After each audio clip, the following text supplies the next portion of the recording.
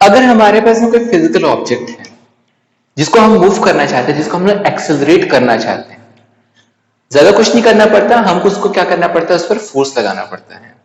For example, अगर तुम्हारे पास cycle है, तुम चाहते हो कि वो चले, तो दो तरीके हैं, या तो तुम साइकिल को धक्का दो या फिर क्या कर दो, सिर्फ पैडल लगाते जाओ और उसके बाद में क्या होगा, तुम्हारा साइकिल आगे की तरफ मूव करते जाएगा।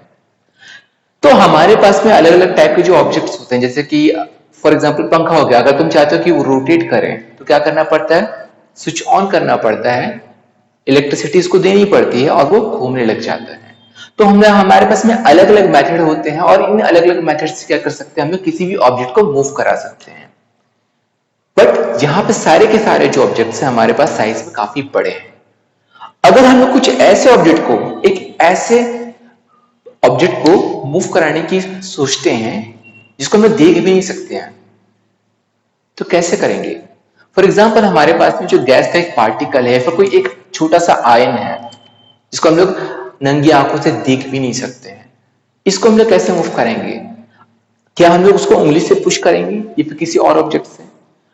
हमारे पास ये जो दूसरे मेथड है, ये क्या है कि अगर मैं उंगली से पुश करने की कोशिश कर रहा हूं, हाथ से पुश करने की कोशिश कर रहा हूं, ये बहुत ही बड़े ऑब्जेक्ट हैं, हमको पता भी नहीं चलने वाला कि यहाँ पे एक्सेलरेशन कितना होने वाला है उस पर्टिकुलर पार्टिकल का या फिर उस पर्टिकुलर आयन का। तो हमारे पास में ऐसा कौन सा दूसरा मेथड बनता है जिसके थ्रू हम लोग इसको मूव करा सकते हैं? हम लोग इसके लिए एक डिवाइस का यूज करते हैं, और ये डिवाइस होता है, इसको बोलते हैं हम लोग वेन डी ग्राफ जनरेटर। इस जनरेटर का यूज हम लोग ऐसे पार्टिकल्स या फिर ऐसे आयंस को हम लोग मूव कराने के लिए करते हैं जिसको हम लोग खुद फिजिकली उस पर कोई फोर्स नहीं लगा सकते हैं। बट ये समझने से पहले कि वेन डी ग्राफ जनरेटर कैसा काम करता है, हम लोग यहाँ पे ये देखना चाहते हैं कि हमारे पास में एक्शन ऑफ शार्प पॉइंट्स क्या होता है एंड इसका यहाँ पे सिग्निफिकेंस क्या है। हम लोग एक पिन लेके चलते हैं, ठीक है? वो पिन कुछ इस तरीके से डिजाइन है कि हमारे पास एक सिरा है, काफी बड़ा है साइज में, एंड ग्रेजुअली क्या हो जा रहा है, उसका साइज छोटा होते जा रहा है, एंड हमारे पास उसका एक टिप हमको मिल रहा है। असम्पशन में ये भी लेके चलते कि जो टिप है हमारे पास वो भी स्फेरिकल है शेप में, हमारे पास जो दूसरा एंड था वो भी स्फेरिकल शेप में था। तो हमारे पास यहाँ पर आगे क्या हो जा रहा है, ये जो ऑब्जेक्ट है वो खत्म हो जा रहा है। अब यहाँ पर हमारे पास में हम लोग क्या कर रहे हैं, कॉन्स्टेंटली इसको चार्ज दे रहे हैं। हमने यहाँ पे ये देखने वाला है कि हमारे पास जो सरफेस चार्ज डेंसिटी है वो किस तरीके से यहाँ पर काम करता है। हमारे पास सरफेस चार्ज डेंसिटी का फॉर्मूला होता है sigma equals to Q upon S, S equal to हो गया 4πr²। अब फर्दर इसको सॉल्व करते हैं। अगर हमारे पास में q एंड 4π, q तो हमारे पास कांस्टेंट रहने वाला है, हम ये अज्यूम करके चलते हैं, 4π तो हमारे पास कांस्टेंट ही रहता है, तो हम लोग ये देख सकते हैं कि जो सिग्मा है वो प्रोपोर्शनल होता है या फिर इनवर्सली प्रोपोर्शनल है r² के, या फिर प्रोपोर्शनल है 1/r² के, विच मीन्स अगर हमारे पास में एक ऑब्जेक्ट का रेडियस ज्यादा होगा, डेंसिटी कम होगी, रेडियस कम होगा, डेंसिटी क्या होगी, इंक्रीज होगी। तो ये दोनों के बीच में क्या होता है, रिलेशनशिप होता है। अब इस रिलेशनशिप को हम लोग यहां पर अप्लाई करते हैं। अगेन जैसे मैंने बोला कि अगर रेडियस हमारे पास में बढ़ेगा तो डेंसिटी क्या हो जाएगी, कम हो जाएगी। जैसे हम यहाँ पे देख सकते हैं चार्ज हमारे पास उतना ही है, बट क्योंकि स्पेस ज्यादा है तो डेंसिटी क्या हो गया, अपने पास में कम हो गया है। बट इसी रूल के हिसाब से अगर हमने देखे तो जैसे जैसे हमारे पास रेडियस कम होते जा रहा है, चार्ज की वैल्यू तो सेम है, बट डेंसिटी हमारे पास क्या हो जा रही है, इंक्रीज होती जा रही है। और सबसे ज्यादा डेंसिटी क्या रहने वाला है हमारे पास में, इस टिप पे रहने वाला है। हमको ये पता है कि इलेक्ट्रिक फील्ड जो होता है डेंसिटी के ऊपर में डिपेंड करता है। अगर हमारे पास चार्ज की डेंसिटी ज्यादा है तो इलेक्ट्रिक फील्ड की वैल्यू भी हमारे पास क्या होगी, ज्यादा होगी। अब होता क्या है, जैसे इलेक्ट्रिक फील्ड हमारे पास बहुत ज्यादा बढ़ जाता है तो क्या होता है कि अपने आसपास के जो गैस के पार्टिकल्स रहते हैं उसको आयनाइज कर देता है। अगर हमारे पास में यहाँ पर पॉजिटिव चार्जेस है तो आयनाइजेशन का जो चार्ज होने वाला है वो भी क्या रहेगा, अपने पास आयनाइज्ड पार्टिकल जो रहेंगे वो भी क्या रहेंगे, पॉजिटिव रहेंगे। हमको ये तो पता है कूलम्स के लॉ से, या फिर हमको नेचर भी पता है कि पार्टिकल्स, जो चार्ज पार्टिकल रहते हैं वो कैसे बिहेव करते हैं, तो उसके हिसाब से हमको ये पता है कि पॉजिटिव एंड पॉजिटिव क्या करने वाले, एक दूसरे को रिपेल करने वाले हैं। तो आसपास के जितने भी आयनाइज्ड गैस के पार्टिकल्स है वो क्या होंगे, रिपल्शन के चलते दूर जाने की कोशिश करेंगे। अब ये क्या करेगा कि हमारे पास में इस पर्टिकुलर एरिया में एक लो प्रेशर जोन क्रिएट करेगा।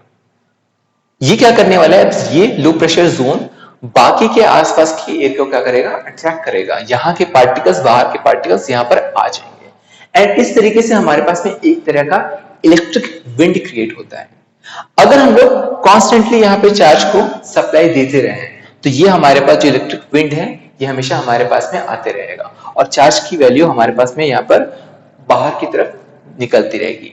इस तरह के डिस्चार्ज को हम लोग बोलते हैं कोरोना डिस्चार्ज। तो हमारे पास जितना भी चार्ज है अगर हम लोग कॉन्स्टेंटली चार्ज यहाँ पे प्रोवाइड नहीं करेंगे तो कुछ देर के बाद में क्या हो जाएगा, यहाँ पर चार्ज की वैल्यू काफी कम हो जाएगी।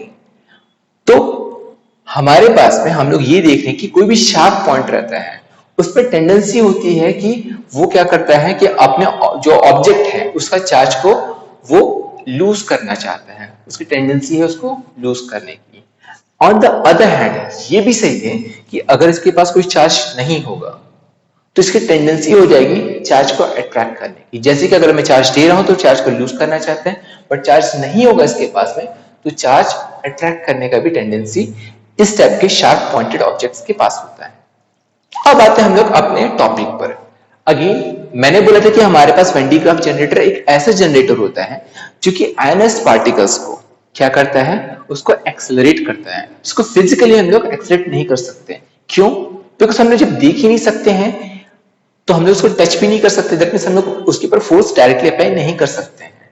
तो हम लोग क्या कर रहे हैं, इसका यूज कर रहे हैं। किस तरीके से होता है हम लोग अब देखते हैं।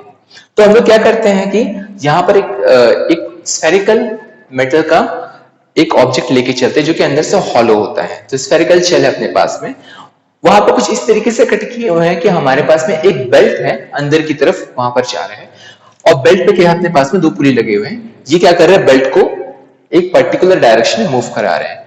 अब यहाँ पे क्या करता हूं मैं, इस स्फीयर को पिलर्स के थ्रू क्या करता हूं, इंसुलेटिंग स्टैंड के थ्रू क्या करता हूं, हाइट पर रख देता हूं। एंड अब मैं क्या करता हूं कि दोनों पर, देखिए हमारे पास में एक जगह पर कॉम लगा हुआ है, मेटल का कॉम है, और दूसरी जगह पर भी हमारे पास पुली के दूसरे बेल्ट के दूसरे एंड पर भी हम लोग क्या करते हैं, यहाँ पर कॉम दे देते हैं। तो हमारे पास बेल्ट के पहले एंड में एक कॉम है एंड बेल्ट के दूसरे एंड पर भी क्या हमारे पास एक कॉम लगा हुआ है। हमारे पास जो नीचे वाला कॉम्प है उसको मैं क्या कर देता हूं, हाई टेंशन डीसी वोल्टेज देता हूं। ये क्या करता है कि हमारे पास में चार्ज की सप्लाई को यहाँ पे मेंटेन करके रखे रहता है, उसकी वैल्यू को कांस्टेंट रखे रहता है। अब क्या होता है, जैसे कि हमने अभी देखा था कि हमारे पास अगर पॉइंटेड ऑब्जेक्ट्स होते हैं वो क्या करते हैं, उनमें टेंडेंसी होती है अपने आप को डिस्चार्ज करने की, धीरे धीरे क्या करते हैं, अपने चार्ज को लूज करते हैं। सेम चीज यहां पर होने वाला है। यहाँ पे क्या होगा, अपने पास में ये इलेक्ट्रिक फील्ड को इंक्रीज करेंगे, चार्ज हमारे पास क्या करेंगे, जो आसपास के क्या बोलते हैं जो एयर के पार्टिकल्स होंगे उसको आयनाइज करेंगे एंड वो क्या हो जाएगा, अपने पास में जो चार्ज रहने वाला है अपने पास में जाके बेल्ट से चिपक जाएगा। अब ये जो हमारे पास बेल्ट है क्या हो जाएगा अपने पास में, ये भी पॉजिटिवली चार्ज हमारे पास हो गया है। बेल्ट क्योंकि तो हमारे पास घूमते रहेगा तो ये जो चार्ज है अपने पास बेल्ट के साथ में ऊपर की तरफ आ जाएंगे। एंड जैसा कि मैंने बोला था कि पॉइंटेड जो ऑब्जेक्ट्स होता है उनकी टेंडेंसी ये रहती है कि अगर चार्ज है तो उसको रिलीज करेगा, उसको लूज करेगा। अगर चार्ज नहीं है खुद के पास तो क्या करने वाला है, वो अट्रैक्ट करेगा। तो क्या होता है कि हमारे पास जो सेकंड कॉम है चार्ज को क्या करता है, अट्रैक्ट करता है जो बेल्ट के पास है। एंड बेल्ट का जितना भी चार्ज रहता है अपने पास में इस कॉम के थ्रू मेटल के स्फीयर के ऊपर में इकट्ठा हो जाता है। अब यहाँ पे हो क्या रहा है कि हम लोग यहां से चार्ज को फीड करते जा रहे हैं और यहाँ पर हमारे पास चार्ज इकट्ठा होते जा रहा है। बट ऐसा क्यों कर रहे हैं, हमें डायरेक्टली जो हाई टेंशन जो अपने पास में डीसी सप्लाई है उसमें डायरेक्टली स्फीयर से कनेक्ट कर देता और उसके बाद में क्या होता है कि सेम चीज हम यहाँ पे क्रिएट कर सकते थे। चलो इसको समझने की कोशिश करते हैं। मान के चलो कि तुम एक शादी पे गए हो और शादी में वहां पर बुफे सिस्टम वहां पे लगा हुआ है, बफर सिस्टम अपने पास है, बुफे वहां पे लगा हुआ है। अब वहां पर तुम खाना खुद से निकाल रहे हो। तुम जब खाना खाओगे वहां पर तो क्या अपनी लिमिट से ज्यादा खाना खाओगे? क्या ऐसे हो जाएगा कि तुम इतना ज्यादा खा लोगे कि तुम चल भी नहीं पाओगे? ऑफ कोर्स नहीं होने वाला ये चीज, बिकॉज तुम अपने लिमिट को जानते हो, अपने हिसाब से खाना खा लोगे। दूसरा कंडीशन, अब यहाँ पे क्या हो गया कि शादी है तो वहां पे बैठे हुए हो। अब क्या हो रहा है कि वहां पर जो खाना परोसने वाले हैं वो कोई और है, खाना निकालने वाला कोई और है और खाने वाला कोई और है। इस कंडीशन में क्या हो जाता है कि सामने वाला खाना जितना डाल देगा इंसान को तो उतना खाना पड़ेगा, वो फेंक तो सकता नहीं खाने को। तो ये डिपेंड करता है कि तुम्हारा पेट कितना भरा है, वो सामने वाले के ऊपर डिपेंड करता है। तुम्हारा पेट भर गया है, उसके बाद में भी क्या कर रहा है, वो डाले पड़ा है, उसको लग रहा है भाई तुम्हारा पेट भर नहीं पा रहा है, उसको दिख रहा है साफ साफ कि भाई तुम यहाँ पे हिल भी नहीं पा रहे हो, फिर भी प्लेट में और खाना डाल दे रहे हो, तुमको क्या करना पड़ेगा, खाना पड़ जाएगा।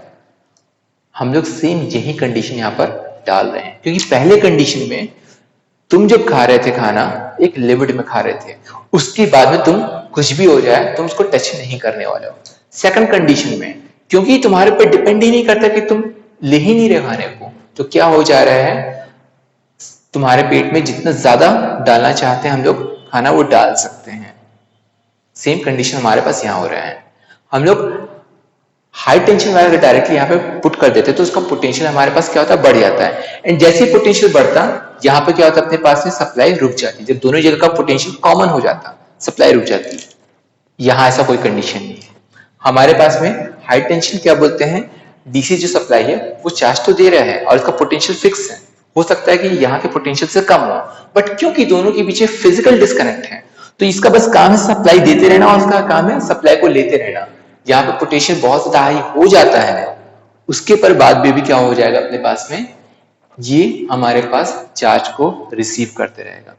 एंड हमको पता है कि अगर हमारे पास चार्ज की वैल्यू इंक्रीज होगी तो पोटेंशियल की वैल्यू भी क्या होती है अपने पास में इंक्रीज होगी।